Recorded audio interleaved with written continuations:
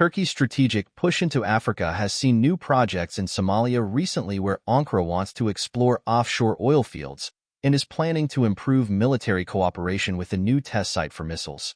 Since launching its African Initiative policy in 1998, Turkey has aimed to strengthen commercial, diplomatic, and security ties with the continent. The Turkish government is investing great energy and ambition to reach its economic goals under the policy, says Volkan İpek from the private Yeditepe University in Istanbul. Its strategy was aimed at increasing trade and fostering free trade agreements, he told DW. In this sense, perhaps the most stable and efficient region, or even continent, in terms of foreign policy is Africa. In the past 2 decades, Turkey increased the number of its embassies in Africa from 12 in 2002 to 44 in 2022. Turkey's flag carrier, Turkish Airlines, flies to 62 African destinations, while 38 African countries have established embassies in Ankara. Turkey's growing influence on the continent is reflected by rising trade volumes, which surged from $5.4 billion, €4.85 billion, in 2003 to over $41 billion in 2022 before falling back to $37 billion last year. What investors from Turkey find most attractive is Africa's young population and rising demand for goods, which are promising rich economic benefits. But Turkey's initiatives have to compete against projects launched by China, Russia, and Arab countries in the Gulf region seeking to increase their influence in Africa. Volkan İpek believes Africa is developing into a great market as its growing economies aroused such a big interest that Turkey inevitably felt obliged to show itself in this competition. In 2011, Turkish President Recep Tayyip Erdogan, who was still prime minister at the time, was the first non-African political leader to visit Somalia in 2 decades. His visit has pushed Ankara's engagement in Somalia and Africa as a whole. Somalia's capital, Mogadishu, has become home to Turkey's largest military base abroad, while several bilateral agreements have been signed in recent months, including closer defense and security cooperation as well as a deal to explore oil fields off the coast of Somalia. Exploration deals open the door to energy markets. In July, Turkish Energy Minister Alparslan Bayraktar signed a so-called hydrocarbon exploration and production agreement with Somalia, granting Ankara exclusive rights to explore and produce oil and gas in 3 blocks off the Somali coast. Turkey will be sending an exploration vessel to the region at the end of September or early October, Alparslan announced, as geoseismic studies had shown the country sits on at least 30 billion barrels of oil and gas reserves. Sobit Karbuz, director of hydrocarbons and energy security at the Paris-based Mediterranean Observatory for Energy and Climate, OMEC, think tank, sees the exploration partnership as a strategic step in securing Turkish energy supplies. Turkey is on its way to becoming an important player in deep-sea oil and gas exploration. With its 4 drilling and 2 seismic research vessels, it already has the technical experience, Karbuz told DW in written comments. Turkish energy supplies depend about 74% on imports from abroad, which is why Ankara is eager to diversify its energy sector. Currently, the country still imports huge amounts of pipeline gas from Russia, Azerbaijan, Algeria, and Iran, and buys liquefied natural gas (LNG) from the United States, Egypt, Russia, France, and Nigeria.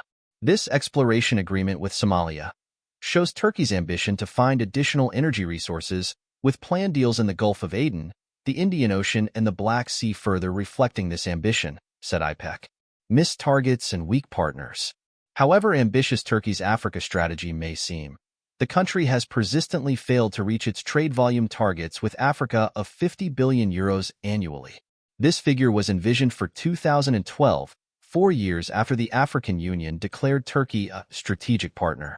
In 2021, Erdogan even announced that trade of $75 billion was now the target for trade with Africa without giving a time frame for reaching the target. Ufuk Tapibas, who was a researcher at the University of Basel's Center for African Studies, says setting targets is one thing, but it is more necessary to determine the potential of countries and diversify trade partners. Turkey has signed free trade agreements with only 4 African countries so far: Tunisia, Egypt, Morocco, and Mauritius. Somalia and Sudan are still primarily receiving Turkish development aid, while bilateral cooperation is mainly focused on Turkey's close religious and historical ties with the 2 countries. Tapibas, therefore, calls on Ankara to analyze correctly when choosing its African trade partners. The potential of Somalia and Sudan in terms of trade is very weak. If you had preferred to support Ethiopia, Tanzania, and Kenya, you would probably get bigger commercial returns, Tapibas told DW. Security cooperation to back up investment projects. Turkey is also establishing itself as a key security partner for several African nations. The Turkish parliament has recently approved legislation deploying its military in Somalia for 2 years in effort to improve domestic security against terrorism. The defense cooperation is likely to develop further as the number of incidents requiring weapons increase. Since 2011, jihadist terrorists have been active and playing a major role in the Sahel region, said IPEC. According to data published by the SIPRI Peace Research Institute in Sweden, Turkey has become the fourth largest arms supplier to sub-Saharan Africa due to its sales of combat helicopters to Nigeria and training aircraft as well as unmanned TB2 Bayraktar drones to several African states. Apart from selling arms to Africa, Turkey has also launched massive civil investments there. According to Trade Minister Ömer Bolat, altogether 1,864 projects have been completed over the past few decades, with Turkish investments totaling $85.4 billion. Turkish construction company Yapı Merkezi, for example, won a contract recently worth $2.35 billion to upgrade the railway network in Tanzania. However, Turkish companies are struggling to compete with Chinese firms, notably in securing the necessary financing of large projects, says Tapibas. The Chinese state directly supports its companies through its Exim Bank. Turkish companies cannot get the same support from their banks, and even if they do, the amounts are not comparable. In 2023 alone, Chinese investments in Africa reached a total of $282 billion. By comparison, Turkey's investment to date has been around $10 billion. Volkan İpek thinks that Turkey's engagement in Africa falls behind Russia's politically and China's economically.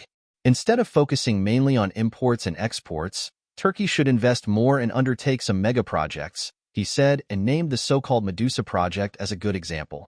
A submarine fiber optic cable in the Mediterranean that will link northern Africa with southern Europe and is being built without Turkey.